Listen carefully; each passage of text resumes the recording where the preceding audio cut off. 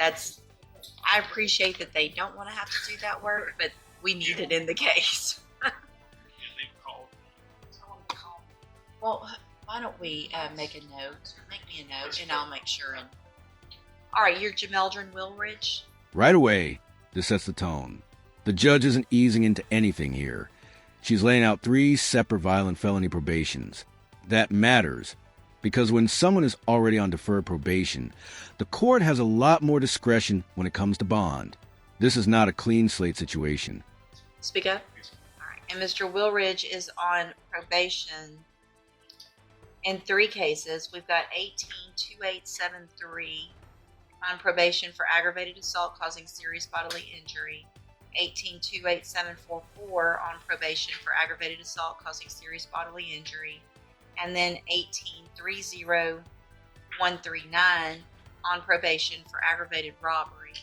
Mr. Lewis has filed a motion asking that I set bonds on Mr. Wilridge's cases. At this point, they're all no bonds. They are deferred probation, so typically he would be entitled unless I make certain other findings. And so,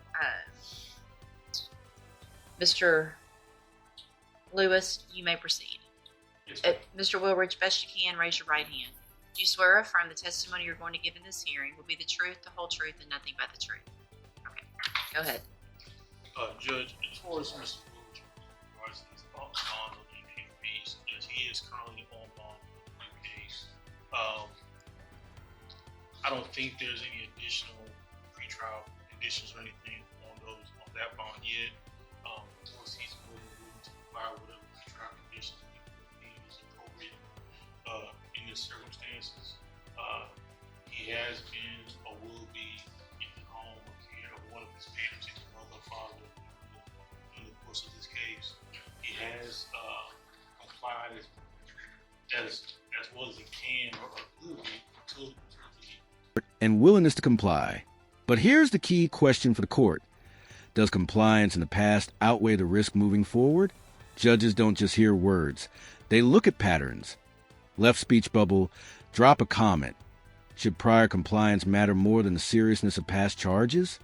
Conditions are not only the case as long as, as the court is aware, since it was made clear that he needed to turn himself in, he got himself in as soon as possible. He's not avoiding or running from the situation.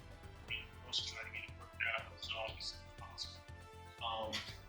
At this time, the financial responsibility of that will be on his parents as he is still seeking long-time full-time employment. So we ask the court to consider that as well. It's an obligation. He is, like I said, the court will provide whatever conditions that the court will put on him as far as any monitoring or drug patch or anything of that nature.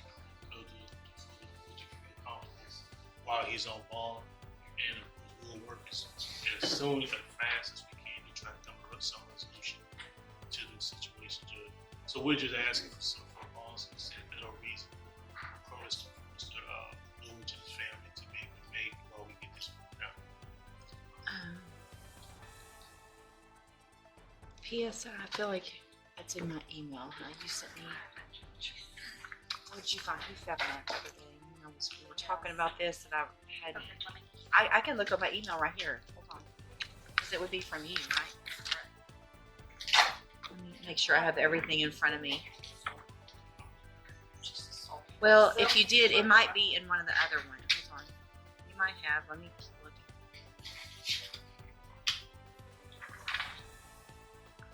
Thank you. I don't know. It could have been in one and not the other.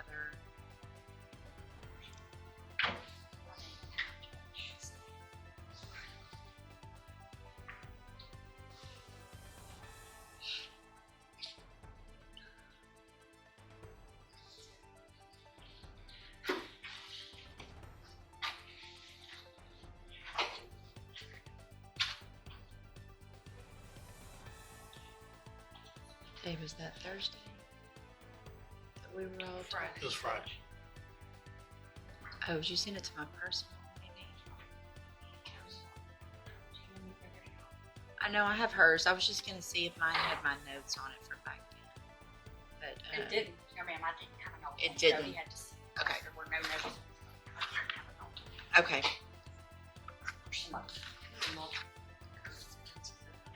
Yes.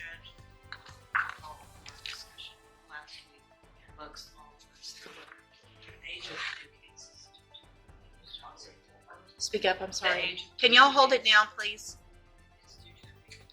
Right. This part is critical. The motion to revoke is based on a new felony allegation, not a conviction. Legally, that's enough to trigger bond reconsideration, especially when forensic evidence like fingerprints is involved, even if the case is old. So the main allegation in the motion to revoke in all three of these cases is that there is an allegation that Mr. Willridge committed the new offense of burglary of a habitation, which was from August 29th of 2024. And what Ms. Malfino is reminding me of the age of that case because it's old. I had wondered why, and that was because of a CODIS hit, because of fingerprints potentially found inside that apartment. So I'm taking judicial notice of the court's file. It does include that administrative hearing that the probation department sent over. As part of that, they do send what they have with regard to the new underlying offense. So I do have the report or the investigation report with regard to that burglary of a habitation from November of 2024. In addition, I've got the original pre-sentence report as well with regard to all three of the cases that he's on probation for. So,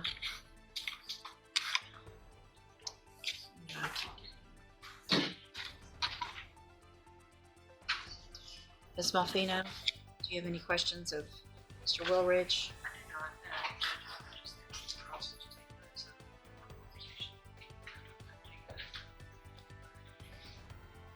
And I know there's a relationship potentially, but I've got some big concerns. Mr. Willridge, after he was placed on probation in 2020, had some issues in 2023 while he was on probation, and was given an opportunity to go to ISF. And that was at the end kind of 2023 is what my understanding is, which means... Notice the judge's language here. She's careful to say alleged. That preserves due process. But she's also clearly signaling concern. Judges walk a tightrope here.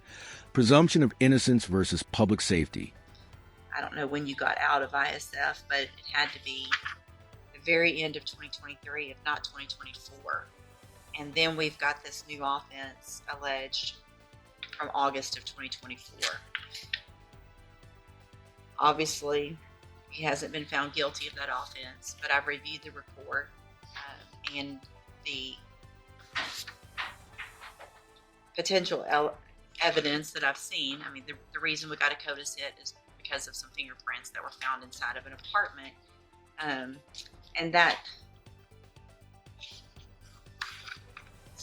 Hold on, I was going to look at something else.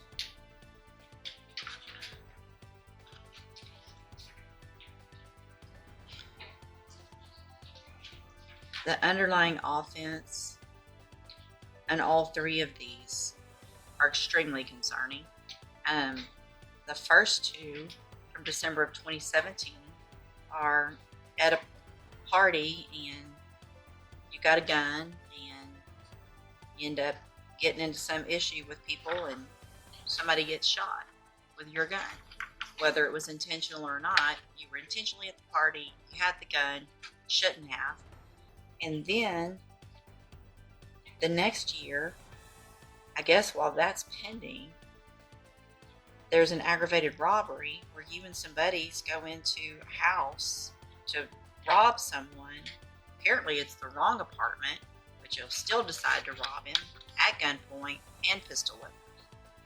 And you were given an opportunity on probation. Then you had some issues on probation and I sent you to ISF. Then you get a new felony offense of burglary. This is where the courtroom energy shifts. The judge isn't just reviewing charges anymore. She's reviewing a history. gun violence, aggravated robbery, probation violations, ISF time. This is a cumulative effect defense attorneys fear most. Cohabitation. So,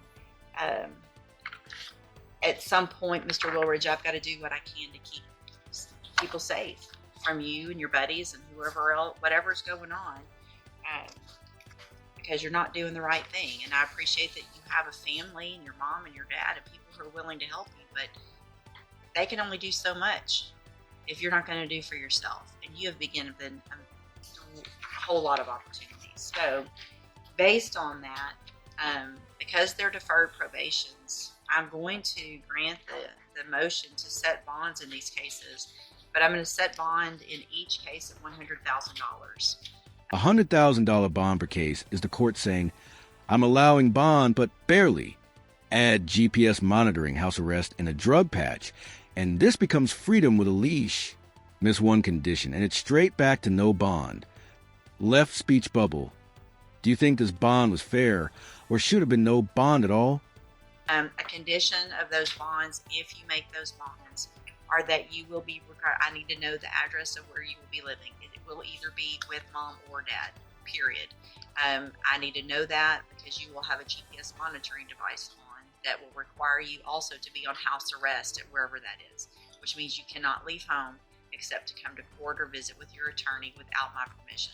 So if you need to go to the doctor, or if you need to do certain things, you're going to have to ask permission to go to those things before. You understand? Another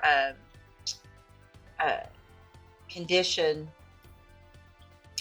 is going to be that you would wear a drug patch at all times. And so if you make those bonds, you'll have to have a drug patch put on within 24 hours. Obviously, if it tests positive, those bonds will go back up, or I can find that you shouldn't even be entitled to a bond and you would have no bond. Do you understand? Okay. All right. You can go back with the bailiff. I'll reset it for an announcement.